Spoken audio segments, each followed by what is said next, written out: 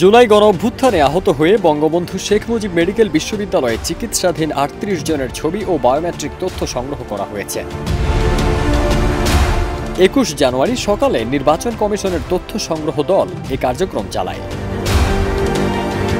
নির্বাচন কমিশনের সহকারী প্রোগ্রামার মোহাম্মদ শাহাবুদ্দিন জানান, আহতদের মধ্যে যাদের আঙ্গুল ও চোখ ক্ষতিগ্রস্ত হয়েছে, নির্বাচন কমিশনের বিশেষ নির্দেশনায় তাদের ভোটার তালিকায় অন্তর্ভুক্ত করা হচ্ছে। আগামী ১.৫ সপ্তাহের মধ্যে তারা জাতীয় পরিচয়পত্র পাবেন। তথ্য সংগ্রহকারীরা জানান, নতুন পরিচয়পত্র ছাড়াও যাদের স্মার্ট কার্ড নেই বা হারিয়ে গেছে বা সংশোধন প্রয়োজন, সেসব সেবাও দিচ্ছেন তারা। গত ২০ জানুয়ারি থেকে দেশ জুড়ে ভোটার তালিকা হালনাগাদ শুরু হয়েছে। জুলাই অভ্যুত্থানে আহতরা যেন বাদ না পড়েন, সে লক্ষ্যে নির্বাচন কমিশন এই বিশেষ উদ্যোগ নিয়েছে। ফারদিন সানি, দেশ রূপান্তর।